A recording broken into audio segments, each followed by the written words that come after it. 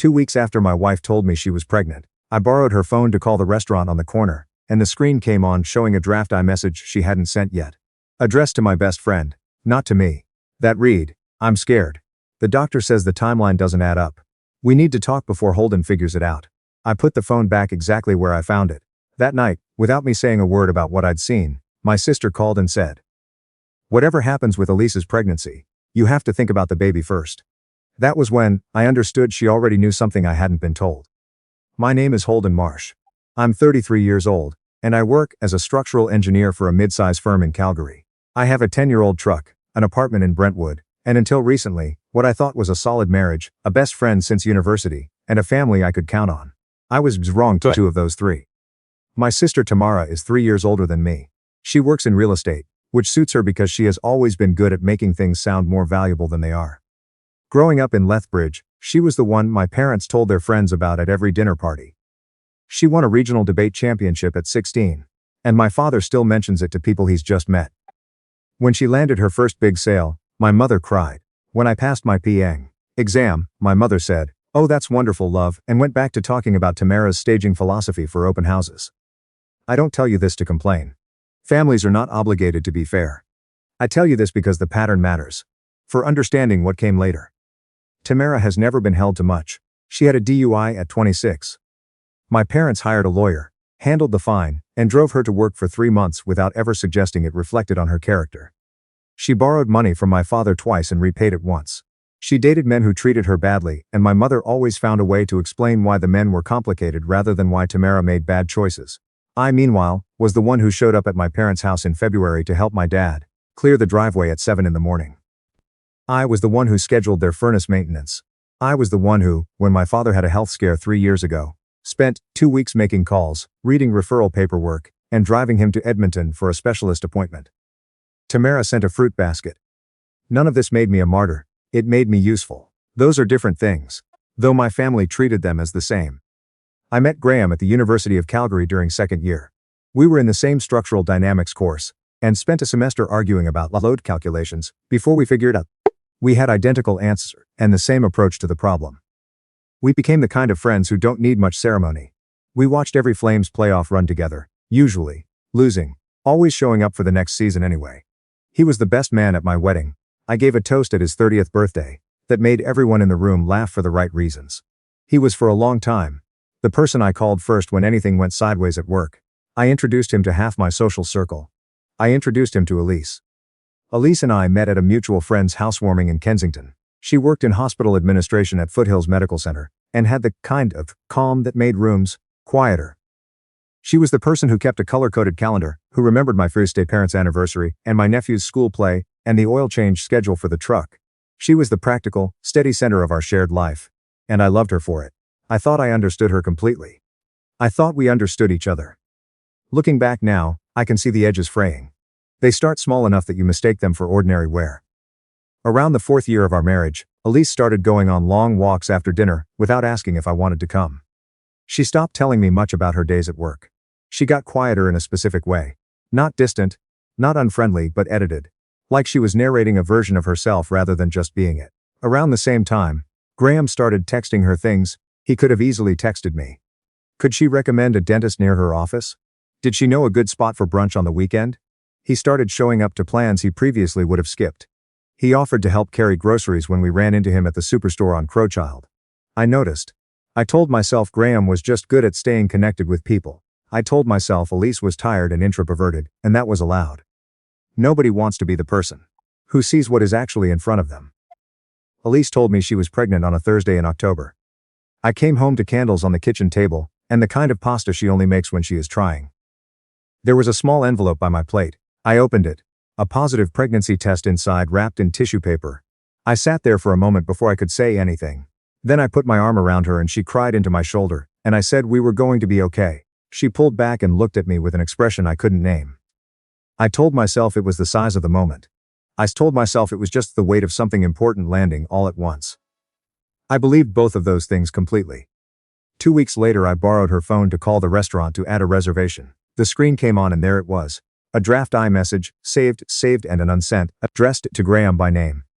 The doctor says I'm further along than I thought. The timeline doesn't match. We need to figure out what we're going to do before Holden figures it out. I read it 3 times. Then I set the phone back exactly where it was. I went and sat in the parking garage in my truck for close to an hour. I didn't cry. I didn't shake. What I felt was more like a structural failure. Not explosive, not loud, just the slow quiet rearrangement of everything underneath me. The pregnancy announcement. The walks. The edited Elise. Graham with the dentist recommendations. I sat in the truck and let it all settle into the shape it had always been trying to make. That night, my sister called. We hadn't spoken in about 2 weeks. She said, "Holden, I've been thinking about you and Elise." I said we were fine. She said, "Whatever happens with her pregnancy, that baby deserves stability. You're the kind of person who can give it that." I said, "What do you mean, whatever happens?" She said, "I'm just saying, things get complicated sometimes. You're good at handling complicated." That sentence landed in me like a stone dropped into still water. She knew. She had known something, and she was preemptively managing me. I waited 4 days before saying anything to Elise. I needed to think clearly, and thinking clearly required information. I went through our joint account, and found 3 separate Interac transfers to Graham's email over a 5-month period, each labeled trip split. I opened a shared Google Photos album we had both forgotten I had access to. There was a weekend in Canmore in July that Elise had told me was a work retreat. The photos were time-stamped. She was in them. Graham was in 3 of them. On a Sunday evening I put my phone on the kitchen table between us, with the draft message pulled up. I slid it toward her and said, "Tell me what this is." She didn't look at it. She already knew what it was. She closed her eyes and sat very still. Then she said my name in that particular way people use when they are about to ask for something they have no right to ask for. I said, "Don't." She opened her eyes. I said, "Just tell me the truth." She told me everything. It had started in the spring, after a fight about my work hours that I barely remembered having. She said she had felt invisible. She said Graham had been easy to talk to. She said it was never supposed to go where it went. I sat across from her and let her get through all of it without stopping her, because I needed to hear the whole thing before I could decide what came next. When she finished, I asked her one question. "Is this baby mine?" She froze, not hesitated. Froze. Like the question had stopped something inside her that she couldn't restart. "I don't know," she said. 3 words. I had expected more: a defense, a certainty in either direction, at least a complicated answer that required more than 3 words. But that was it. She had been carrying that uncertainty for weeks, carrying it right next to me without saying a word. I asked when my sister had found out. Elise looked like she hadn't planned for that question. She said my sister had confronted Graham about a month earlier. She had suspected something, or Graham had let something slip, and my sister had told Elise to stay quiet until the paternity question was resolved. "Once Holden holds the baby, things will settle down." That was what my sister had said. Once I held the baby, I would stop asking. That was the plan my sister had built without my knowledge. I got up, put on my coat, and drove to Tamara's place. She opened the door and started explaining before I said a word. She had been trying to give us time. She had thought it might work itself out. She hadn't wanted to cause chaos in the family over something that might not even matter. I looked at her for a long moment. Then I said, "You knew for a month and you decided to protect Graham." She said that wasn't what it was. I said, "You've been protecting the wrong people your entire life. You just made it official." I drove away while she was still standing in the doorway. Graham texted around midnight. "Holden, please call me. This is more complicated than it looks." I replied. "You slept with my wife." He sent back, "She told me you were checked out. She needed something you weren't giving her. I'm not proud of it, but I'm not going to let you paint me as a monster." I put the phone face down on the nightstand. I didn't respond to that, but I screenshotted every message. The next morning I drove to Lethbridge. My father's car was in the driveway. My sister had called ahead. I should not have been surprised. My mother made tea immediately, which is what she does when she doesn't know what to do with her hands. My father stood near the window and looked at the street. I asked them then directly, did they know? My mother said my sister had told them the previous week. She said they hadn't wanted to say anything until things were clearer. My father said it might still be mine. The test hadn't come back yet. We didn't know anything for certain. Then my mother looked at me and said, "Biology isn't the whole picture, Holden." I almost laughed. I genuinely almost laughed. This was the family that celebrated Tamara's DNA at every opportunity. Her nose like my grandmother's, her stubbornness like my grandfather's, her eyes exactly like my mother's side of the family. Biology was the through line of every story they ever told about who we were. But now, faced with the possibility that my wife had been sleeping with my best friend, suddenly biology was a matter of perspective. My father said, "I'm asking you to be the bigger person." I said, "No, You're asking me to sign a birth certificate with my name on it, so nobody has to have an honest conversation at Christmas dinner. He didn't answer that. I hired a solicitor named Adrian, who had the kind of quiet competence that only comes from having watched a lot of people learn expensive lessons. She told me, don't sign anything, don't agree to anything verbally, keep my name off any documentation until paternity was confirmed. She walked me through what a prenatal DNA test involved, and what it would cost out of pocket in Alberta. Elise agreed to the testing without argument. I think she was tired of carrying the weight of it. We went to the clinic on a Tuesday morning. One of those flat gray October days. Calgary does well. We sat in the waiting room and she said, I never wanted to hurt you. I looked at the floor and said, that doesn't help much right now. She said, I know. I said, no, I really don't think you do. You had weeks to say something. Someone else made that decision for you and you let her.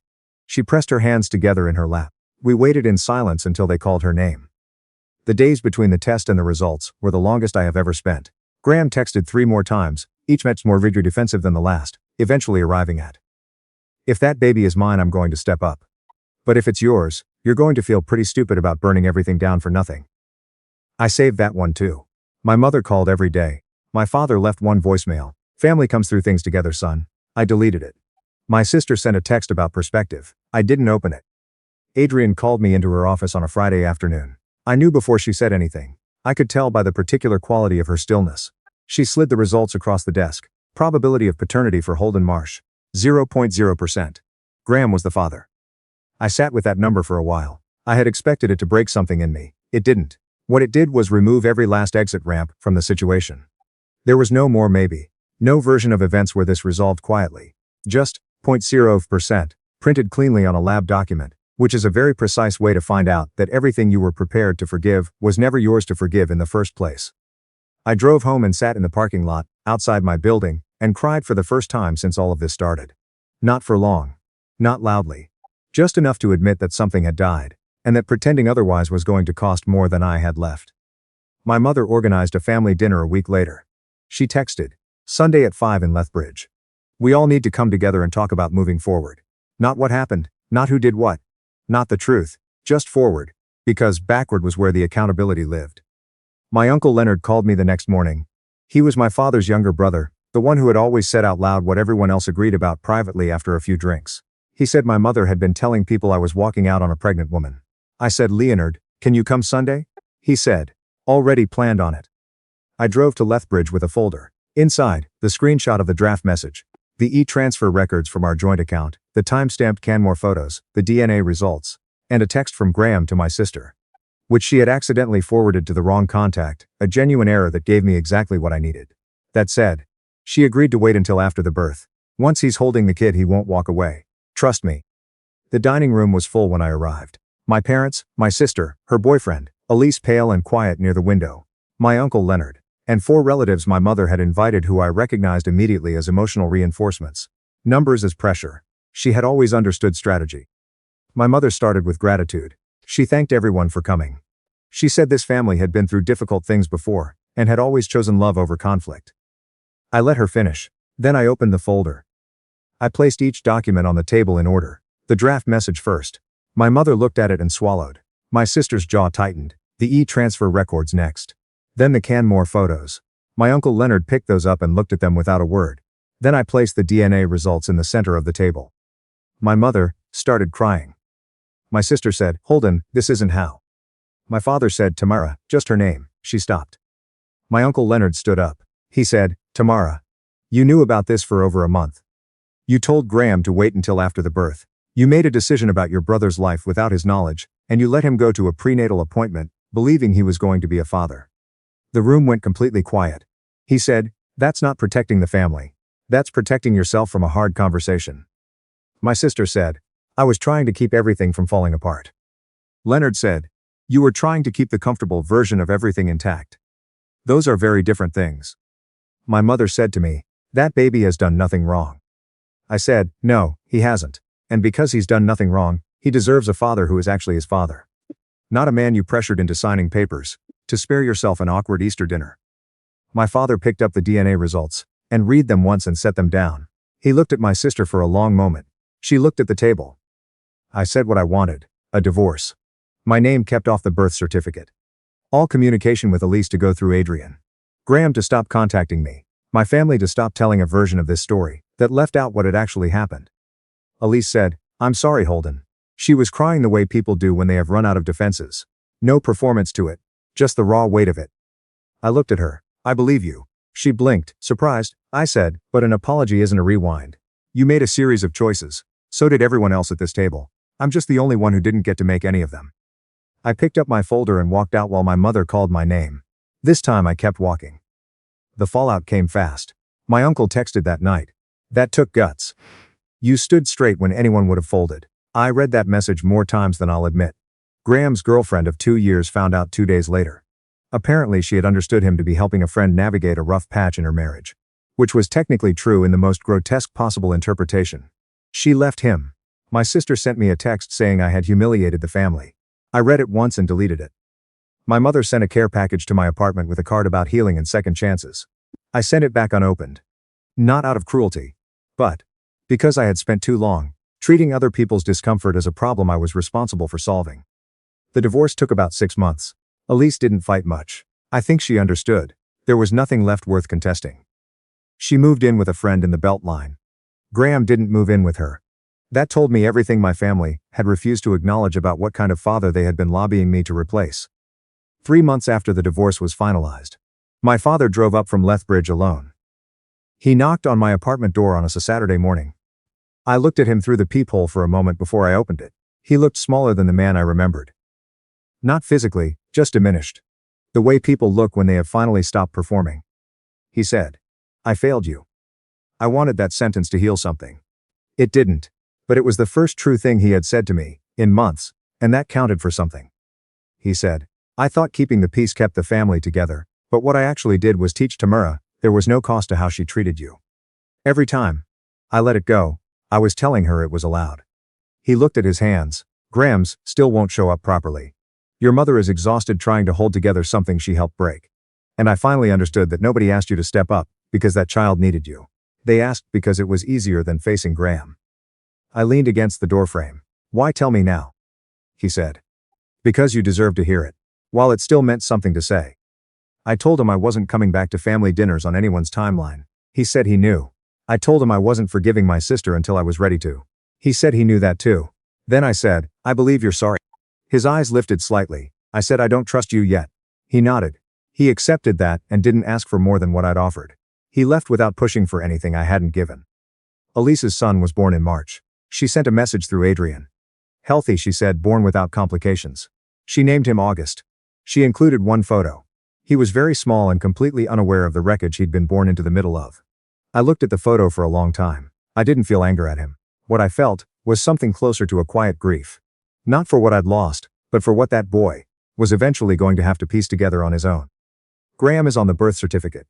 He contributes to child support with the enthusiasm of someone performing a task they deeply resent. My sister and Graham are no longer close.